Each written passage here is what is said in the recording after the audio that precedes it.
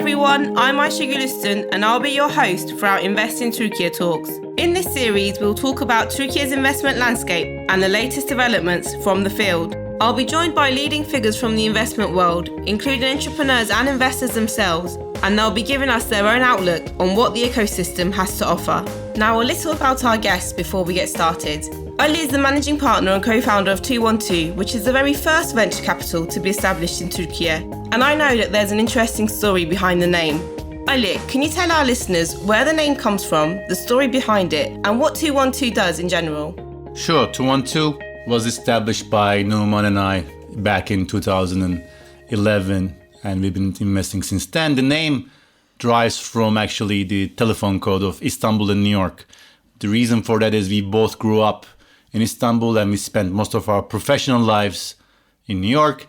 So we thought that 212 would be a good name to give to our venture capital fund investing in technology. And another reason was actually that in the alphabetical order, it would always come up on top. So that was one more reason to make it numbers. Brilliant. So obviously it reflects your professional life, but also the sense of home in Istanbul. Exactly. Yeah? Where we are based, where we are focusing. So that's where 212 comes from. And like we said, it was the first venture capital in Turkey. So it's been over 10 years and a lot has obviously changed since then. The investment ecosystem has expanded, many other venture capitals have emerged, and there are now a lot of different actors. What was it like being the very first venture capital? What was the sector like back then? In fact, if I may ask, was there really a sector to be involved when you compare it with today? Great question. There was no sector. We were the first fools who were interested in the venture capital space. We started as angels back in 2010. That's how we met, actually, at Galata Business Angels. And we noticed that there was no venture capital fund. And we also noticed that there was a great need for larger ticket sizes in the ecosystem. So it was quite empty. It was an interesting time, and I'm glad we did it. But in hindsight, it was quite scary. There was no competition, which sounds great, but it's not, because you feel very lonely. You feel as if you're either an idiot or a genius. We were both coming from banking. Numan is ex-Goldman Sachs. I was coming from Morgan Stanley and Deutsche Bank. He's coming from technology management, and I'm coming from investment, actually. But neither of us had any direct venture capital experience previous to 212. And we had no competition, which is, again, it sounds great, right? So, it's an empty space, lots of potential, no competition. It sounds lovely, but it's quite lonely as well, because you constantly doubt yourself, obviously, especially in 2011, 2012, until 2013, when other funds started getting established. It was a quite lonely space where constant doubting was a daily thing. It's still there, by the way. The doubting never leaves. I think it is throughout the day, every hour.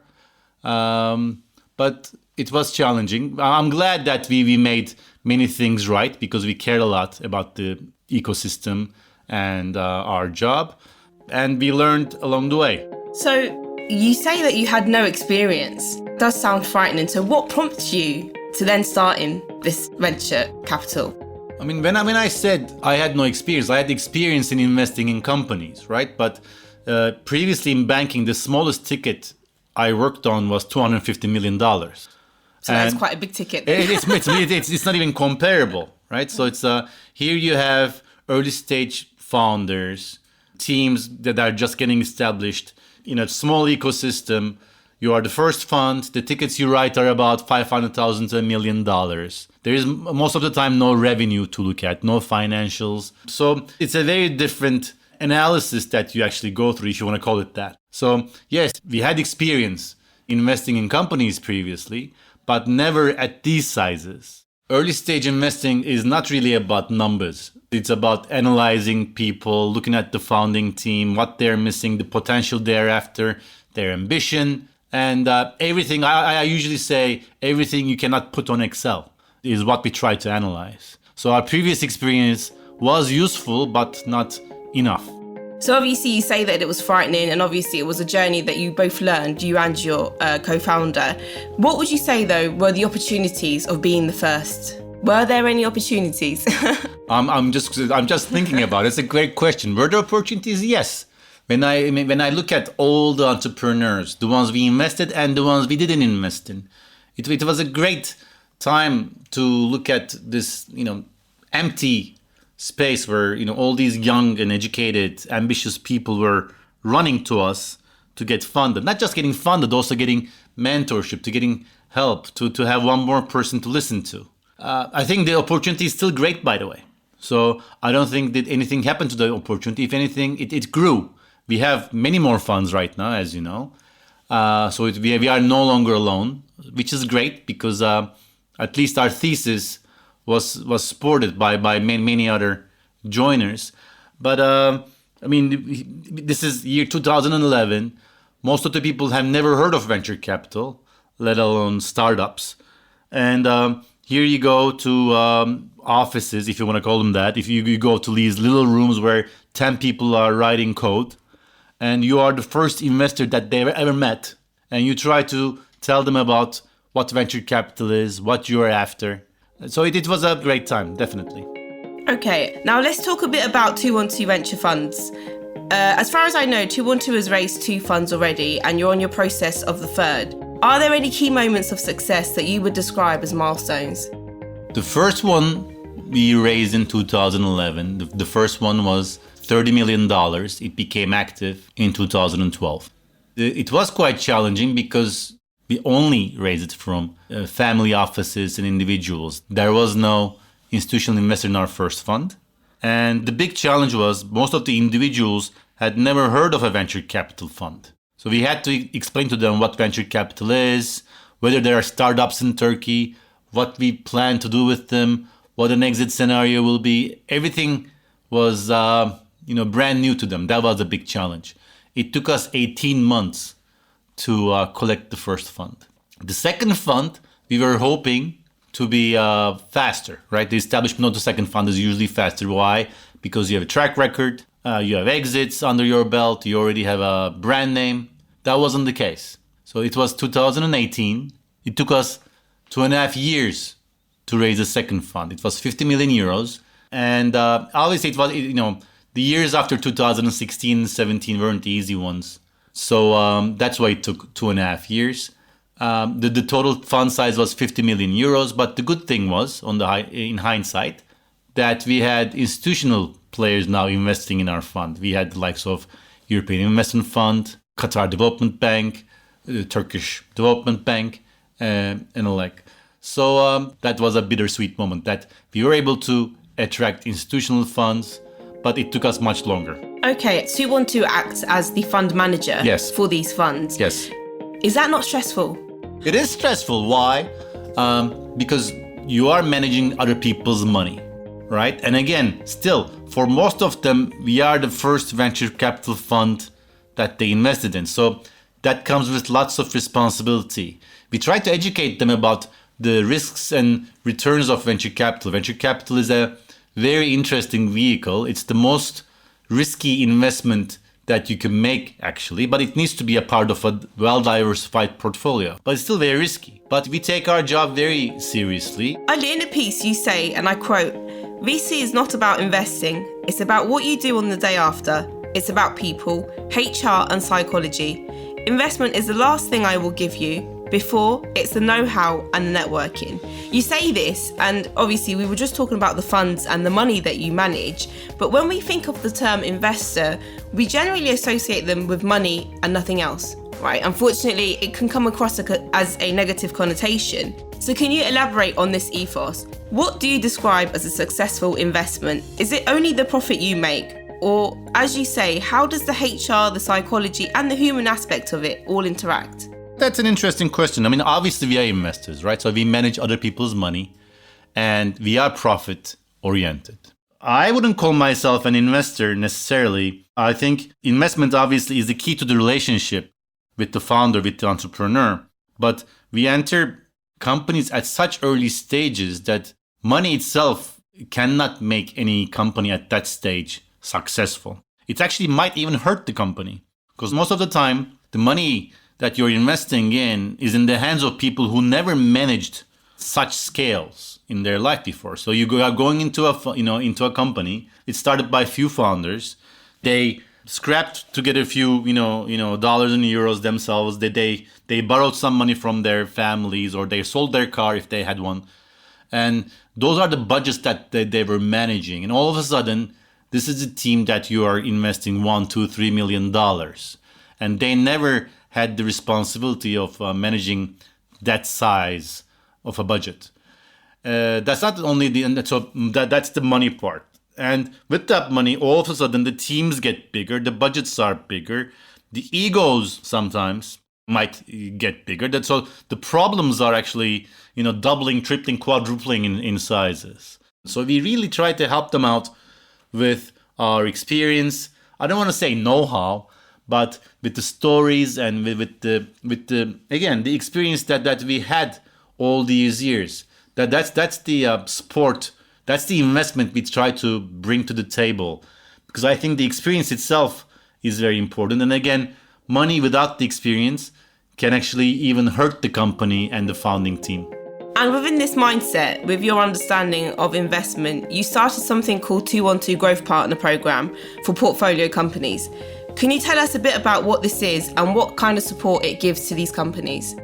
Sure. I really believe that experience and experience sharing is something we are lacking in our region. Most people, especially successful ones, and you don't really hear the unsuccessful ones, talk about their successes, how they made it, how great they are, and how they foresaw everything. But they never almost talk about the failures. Yes, money is very important, but money coupled with experience, I think, is unbeatable. So we have a team of 16 people. We manage about 50 companies in total, but we don't have enough experience to share with everyone. And obviously, all of these companies face different challenges throughout the day. So we said we need to gather more people with very different and diverse types of experiences around us so we can help our companies through this journey. That's how the Growth Partner Program came about. And in addition to the Growth Partner Program, 212 is also guided by the principle Test Local, Go Global. I mean, it speaks for itself, but can you give us more information on what that is and how it came about? Sure. Test Local, Go Global is very important. And it's not just for companies who come from this region, by the way. I think globally, technology players need to think global. Doesn't matter what market they're in. I compare technology competition to Olympics. And you cannot compete in your local league. If you have big dreams, if you want to make it big, you need to become a global player in technology. That's why we believe that Turkiye market, it's a great test market. You have many big and small players of different sizes and enterprises to test your product, but it's not big enough to make you a global success story.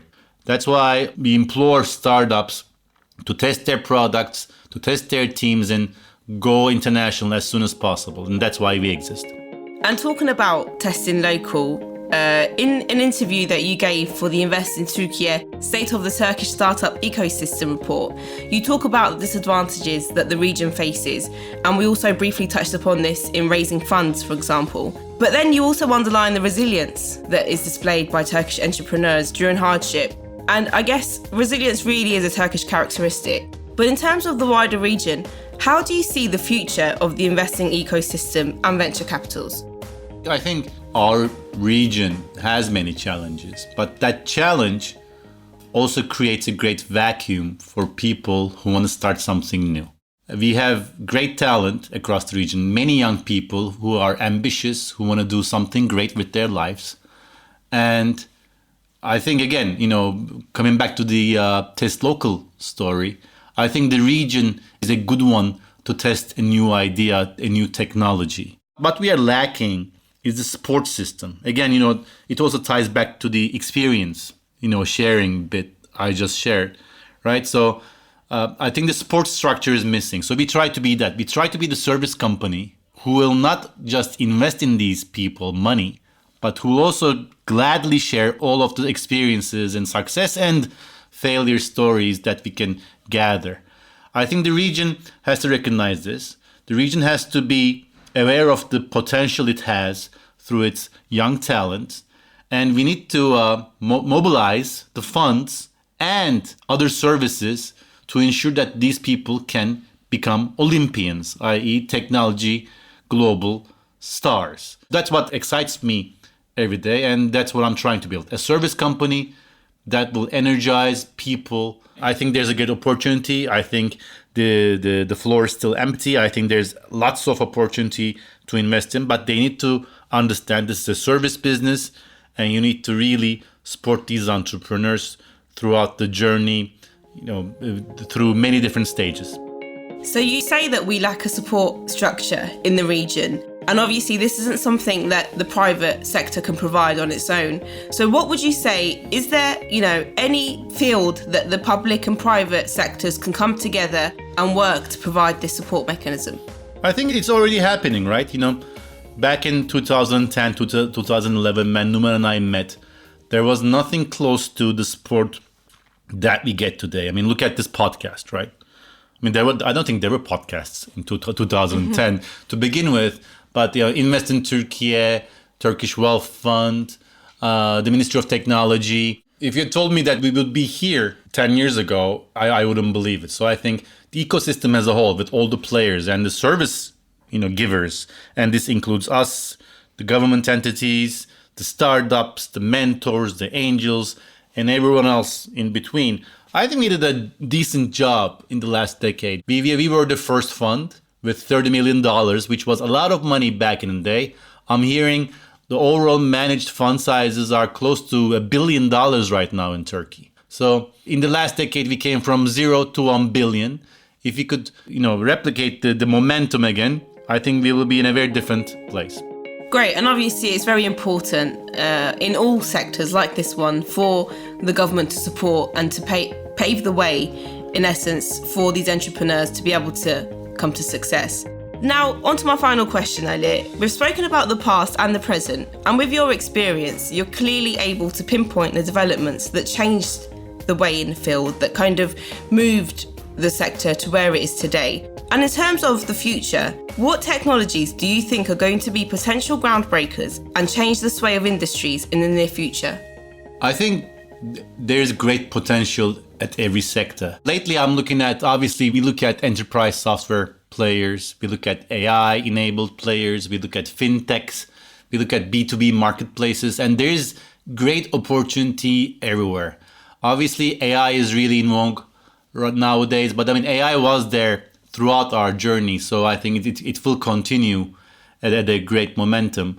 So again, I think that there's great solutions that amazing entrepreneurs come up with the new technologies, and I think that will continue.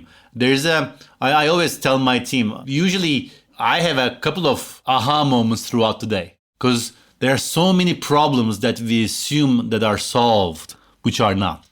And there are amazing people who see these problems, who don't just see them, but obsess about them and try to solve them aggressively. And we are here to give them the service we hope they need throughout this journey. So from what I understand, 212 has been here, one of the leaders for the past 10 years, and is going to be in the future as well. That's the goal. We are entrepreneurs ourselves. I know it's a cliche, but it is. We gave up very different careers to establish something in this nascent market. And my hope is that 212 and its team, led by maybe different people, not just Numan and Ali anymore, will be here to give this service to very deserving entrepreneurs in the future. Even when you talk about it, I know that our listeners can't see you, but it seems like you're talking about your baby and watching your baby grow, which is great, and it's great to see. And obviously we hope to see more venture capitals and this kind of approach that you're displaying in the country.